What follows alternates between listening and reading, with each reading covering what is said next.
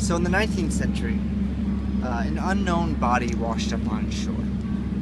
A young woman, and back then they would take the body into the coroner's office, to the morgue, and they would put it on display, just in case anybody knew her, they could come and say who she was. Now this body was left there for a couple of days, and the mortician took kind of a liking to her face. It just had this kind of serene look of peace. So much so that he asked a molder to come in and take a mold of her face. Now, this mold, pretty shortly afterwards, got really famous, and they started to reproduce it, and she became known as the Inconnue de la Seine, the unknown of the Seine. And this mold ended up all over the city in everybody's house. It was kind of like this famous face, and even inspired writers and authors. Rainier Maria Rilke, Nabokov, these guys even had one of these, and people even started writing stories about it, trying to make up what happened to her. One was that, she fell in love with a man and then threw herself off the bridge because she couldn't have him. So there was this whole kind of element around her, which was pretty strange, but very famous. And then in 1955, a Norwegian toy manufacturer nearly loses his son in a drowning accident. Now, he doesn't lose his son, but it kind of scared him. And then there was just this new technique that was invented called CPR, and cardiopulmonary resuscitation. And they asked him, since he's a toy manufacturer, whether he can make the doll so that they could teach CPR in classes. And he says, yeah, I'd love to. He's really excited about it because he almost lost his son. And they go looking for a face to put on the doll. So actually, they take the Inconnue de la Seine, the unknown of the Seine, and they put that face on the CPR doll. So if anybody's ever taken a CPR class, you may know CPR Annie. I know that when I was growing up, I actually remember the doll because we took CPR class in school.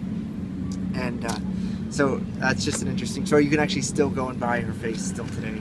It's about 170 euros. You have to go to an atelier outside of the city, but the same manufacturers still make it today. So that's the Mona Lisa of the Seine. So we're standing along the Seine. You guys might notice a lot of boats going by, a lot of boats full of tourists. It's actually not a new thing. These boats full of tourists have been coming since 1867. In 1867, the Second Empire was waning, and they actually brought in a lot of stuff. They actually did a lot of building around the city, but they also introduced these boats, the bateaux mouches they were called, and they were to take tourists all the way down the Seine to see all the great monuments of Paris. So if you haven't been oriented in the city yet, a lot of great monuments are along the Seine. You have the Hotel de Ville there, you have the Notre Dame, you can see the Conciergerie and all the towers, and then you come down and you see the Louvre, you see the Pont Neuf where we're standing right now, and then you go down to past the Grand Palais, past the Musée d'Orsay, and eventually you're going to come on the Eiffel Tower. Now, if you guys have not been on a boat cruise yet, I definitely suggest it. I went in December for the first time, and it was a cold night, but it was very, very special because as you go down, it's very nice. You see all the buildings being lit up, and then when you come back, every hour on the hour, the Eiffel Tower lights up and sparkles for 5 minutes, and it's very, very cool feeling. It's very, very cool feeling to see all the monuments on the river. I definitely recommend doing so. It's definitely a special experience, as big as the boats can be. That.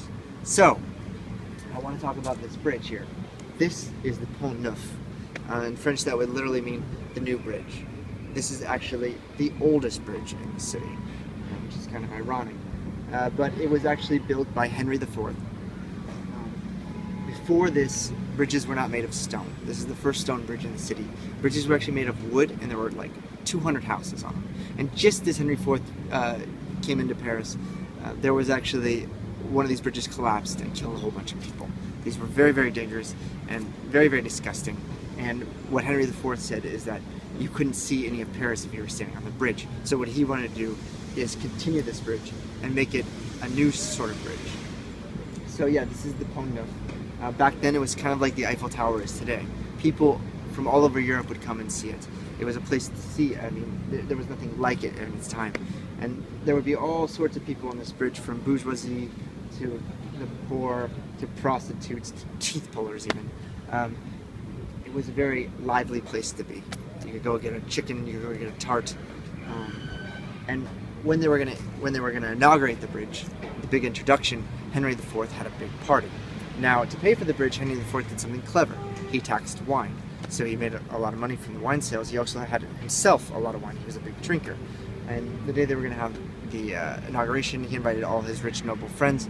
They had a big party, got really, really drunk, and there just happened to be the court sketcher there, the court drawer, and he actually drawed everybody's face. Now they say that Henry IV wanted to make these faces into the grotesques along the line. So if you look at each of these faces, you're going to see maybe the face of a drunk man. And that's a legend. There's nothing to corroborate the story, but it is believed that these are all the faces of his drunk noblemen. Another theory is that they were actually just rich people that paid for their face to get put on, but in any case, they are grotesque, just like on the Notre Dame, and they're here to ward off evil spirits. So this is the Pont Neuf. Now let's go upstairs and let's get a look at the Henry IV statue.